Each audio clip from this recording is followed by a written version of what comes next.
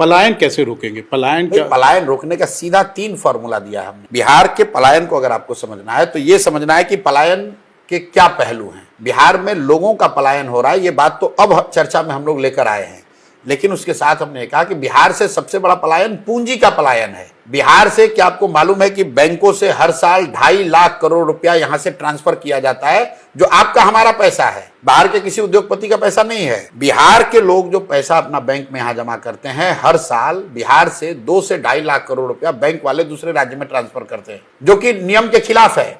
क्योंकि नियम यह है कि बैंक में जितना पैसा जो जहां रखता है, वहां 70% पैसा बैंक को वापस ऋण के तौर पर देना है, बिजनेस के लिए, कृषि के लिए, रोजगार के लिए, घर के लिए, गाड़ी के लिए। तो बिहार में देता ही नहीं है। तो पहली बात हम लोग ये कह रहे हैं कि इस पूंजी के पलायन को रोका जाएगा। और ये बैंकों का एकाधिकार नहीं है, बाकायदा मुख्यमंत्री के चेयरमैनशिप में कमेटी है, जिसका काम है ये देखना कि CD रेशियो 70% रहे। मतलब 100 रुपया अगर बिहार के लोग बैंक में जमा कर रहे हैं तो कम से कम 70 रुपया बैंक वापस ऋण के तौर पर दे। बिहार में CD रेशियो 40%, लालू जी के जमाने में था 18%। आप जरा अंदाजा लगाइए, अगर हर साल बिहार के लोगों को रोजी रोजगार करने के लिए 2-2.5 लाख करोड़ रुपया एक्स्ट्रा मिलने लगे तो कितने ज्यादा रोजगार के अवसर पैदा होंगे।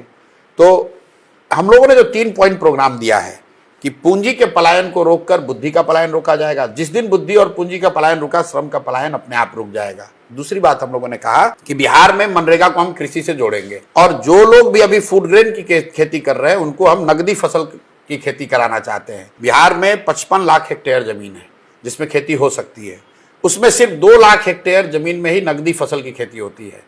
आइडियली होना चाहिए 15 से 20 लाख हेक्टेयर में। उसके लिए हम लोग ये कह रहे हैं कि जो लोग भी धान, गेहूं, मकई, बाजरा का खेती छोड़कर नगदी फसल की खेती करेगा, उसको मनरेगा के तहत मजदूर फ्री में देंगे। उससे जो खेती से जुड़ा हुआ मजदूर है जो पलायन कर रहा है, वो जाना बंद हो जाएगा। आप गांव देहात में जाकर देखिए लोग क्या कर रहे हैं। एक और लोग जा रहे हैं मजदूरी करने पंजाब, दूसरी ओर गांव का किसान कह रहा है कि मजदूर नहीं मिल रहा है। ये क्यों हो रहा है? क्योंकि मजदूरों को यहां पर मजदूरी नहीं मिल रही है। एक और आप मनरेगा में 40% का आपका यूटिलाइजेशन है, 60% पैसा आप दिल्ली में सरेंडर कर रहे हैं, और दूसरे ओर आपके लाखों लोग जा रहे हैं बाहर मजदूरी करने। तो मेरा पहला है पूंजी का पलायन रोकना, दूसरा है मनरेगा को कृषि से जोड़ना, और तीसरी बात हम लोग कह रहे हैं कि इंटरेस्ट सबवेंशन स्कीम लेकर आएंगे। बिहार में जो भी रोजी रोजगार करना चाहता है, बिजनेस व्यापार करना चाहता है, उसको 10% इंटरेस्ट नहीं लगेगा, उसको 4% इंटरेस्ट लगेगा। आप बैंक से लोन लीजिए 10% पर, 6% इंटरेस्ट सरकार देगी। ऐसा क्यों कह रहे हैं? जब मैंने पदयात्रा की और जो बिहार को मैं समझ रहा हूं, यहां समाज में लोग मूलधन से ज्यादा ब्याज से डरता है। गुजरात में लोग पैसा लेकर बिजनेस करते हैं लोन लेकर, लेकिन बिहार में आदमी कर्जा 3 ही बार लेता है। बेटी का ब्याह हो, घर हो, बेटा को पढ़ाना हो।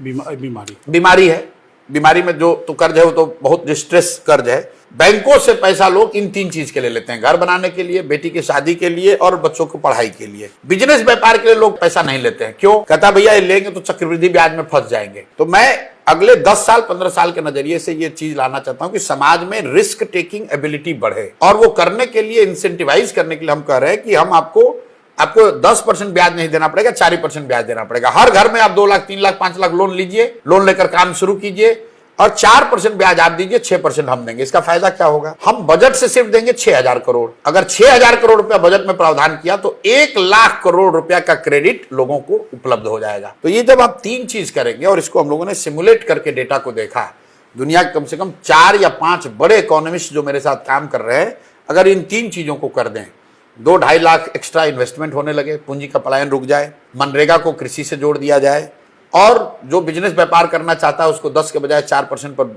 लोन मिलने लगे, तो 40 से 50 लाख लोगों को स्वरोजगार से जोड़ा जा सकता है। और वही संख्या है जो कि पलायन के लिए मजबूर है।